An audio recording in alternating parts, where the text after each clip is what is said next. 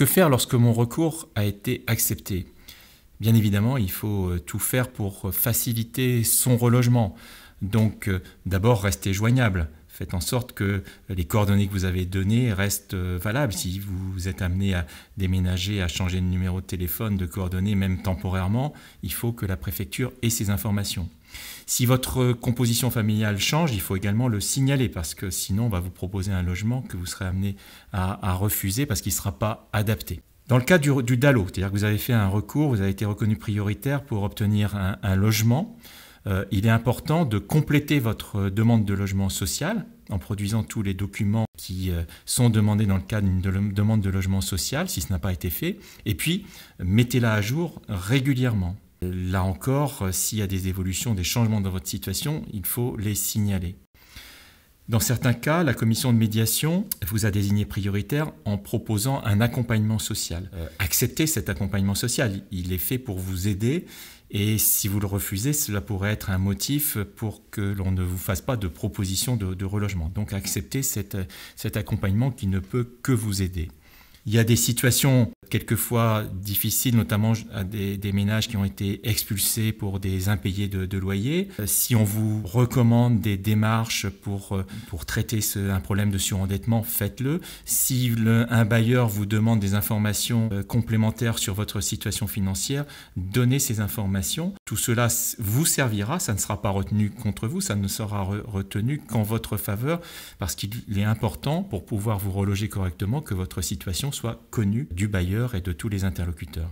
Dans le cas du DAO, si vous avez fait un recours donc pour un hébergement ou un logement de transition, vous allez être convoqué par le SIAO, Service intégré de l'accueil et de l'orientation. Il faudra vous rendre à cette convocation. Lorsqu'une offre de logement vous est faite, il faut bien avoir en tête que le droit au logement opposable, ce n'est pas forcément le droit au logement choisi. Vous pouvez refuser une offre, mais uniquement si elle est vraiment inadaptée à vos besoins et à vos capacités. Par exemple, un logement dont la taille ne serait pas en adéquation avec la composition de votre famille. En principe, ça ne doit pas arriver si vous avez bien signalé la composition de votre famille. Mais si tel était le cas, on vous propose un logement trop petit, et là, ça peut être un motif valable de refus. Ou encore, si vous êtes handicapé ou qu'une des personnes de votre famille est handicapée et qu'on vous propose un logement qui n'est pas adapté à ce handicap, ça peut être un motif valable de refus. Si on vous propose un logement qui excède vos capacités financières, qui est trop cher pour votre budget, ça peut être un motif. Mais en règle générale, les logements qui sont proposés sont des logements sociaux et la préfecture, les bailleurs ont pris en compte vos ressources. Mais ça n'empêche qu'il peut y avoir une appréciation différente, vous pouvez en discuter.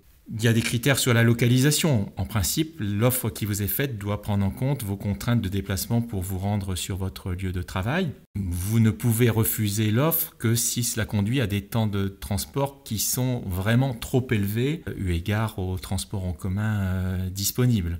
Trop élevés par rapport à ce que vivent aussi d'autres familles dans le secteur où vous habitez.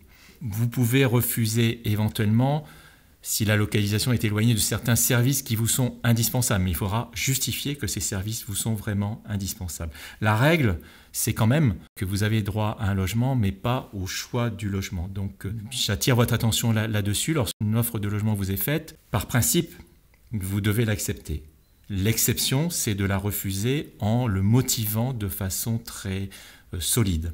Si vous êtes dans le cas du DAO, de la même façon que dans le recours DALO, vous n'avez pas le droit au choix de la structure d'hébergement ou de logement de transition.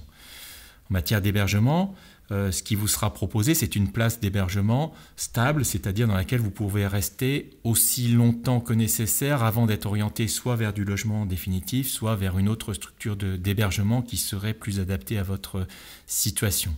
Voilà, par principe, là encore, sauf incompatibilité avec le lieu de travail ou telle contrainte majeure, par principe, vous devez accepter la proposition qui vous est faite.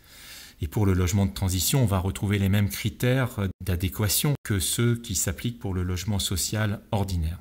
Il faut savoir que la personne qui refuse une offre de logement ou d'hébergement ou de logement de transition qui lui est adaptée perd le bénéfice de la décision de la commission de médiation. C'est-à-dire que le préfet pourra considérer qu'il est délié de son obligation puisqu'il a fait son travail il a fait en sorte que vous ayez une offre adaptée à votre situation et vous l'avez refusée. Donc il faut être très vigilant là-dessus. On ne peut refuser que pour des raisons vraiment majeures.